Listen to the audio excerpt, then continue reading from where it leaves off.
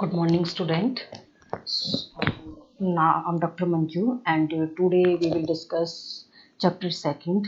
So the next topic is the designing of protein, or basically protein engineering. So what is the protein engineering actually? There is any change in the proteins there is any change in the protein for your purpose, or you are making any change in the sequence of protein for your purpose, so that is called the protein engineering. So nowadays it's a very important techniques in the industry.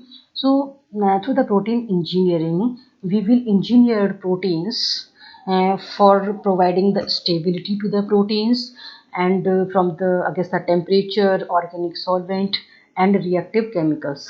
As all of you know, the protein can easily denature and lose its activity by changing the temperature, pH, and activity of any chemicals. So if you want to resistance of your protein against the high temperature and high pH or low pH, and basically in the unfavorable conditions.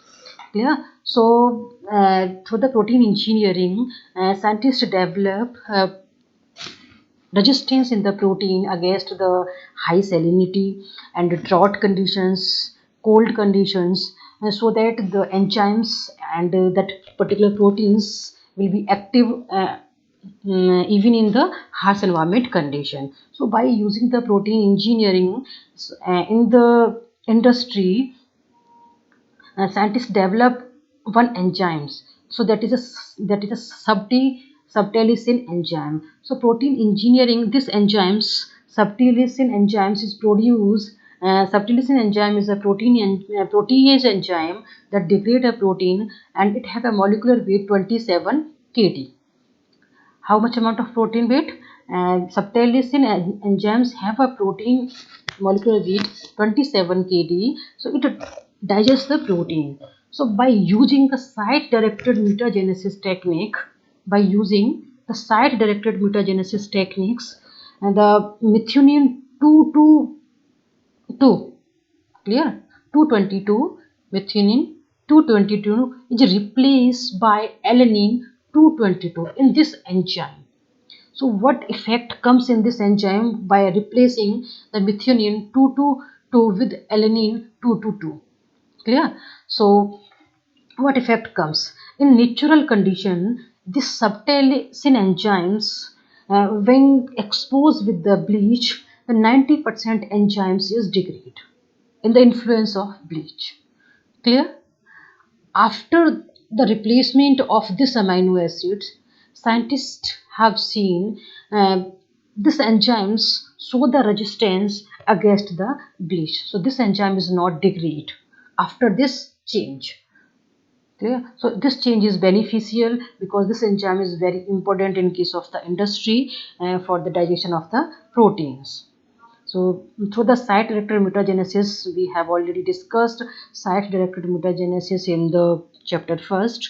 So through the site-directed mutagenesis, we generate the desired change in the proteins. So by using this technique, we will stabilize the subtilisin enzymes against the bleach process. So here the table is given through the site-directed mutagenesis by the replacement of the methionine 222 with the alanine 222. So there is a change comes in the some activity of the some amino acid as compared to the wild type. So you can see here the activity of the enzymes, and here the activity of these amino acid here. So next, first protein engineering is used for the stabilizing the subterranean enzymes. Next, protein engineering is also used for creation of the novel proteins. So these novel proteins are used in case of the vaccine productions. As all of you know, first of all, when the vaccine is produced, so we are using the whole bacteria or virus for the formation of the vaccine. That vaccine is called the first generation vaccine. So what is the drawback of the first generation vaccine? It can produce the different undesirable side effect on the human body. like a fever, allergy, and sometimes the viruses become revert. Clear? So the because we are using the whole virus before the protein engineering technique comes. So after the incorporation of, or you can say the discovery of the protein engineering techniques, so nowadays we are using some epitopes. So epitopes are the some protein parts that or you can say the some antigenic part present on the bacteria or virus, so that develop the immune response inside the human body. So through the protein engineering we are using the epitopes and develop the vaccine. So nowadays, a novel synthetic genes has been assembled as a first step towards developing a subunit vaccine. So subunit क्या है आपका? What is subunit? Subunit is basically also epitopes. So these epitopes are used for the generation of hepatitis B virus vaccine.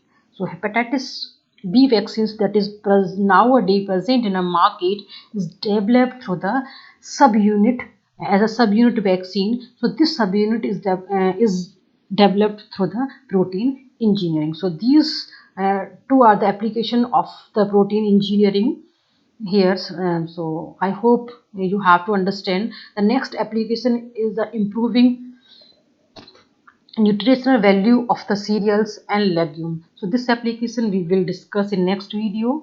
So I hope you have to understand this topic.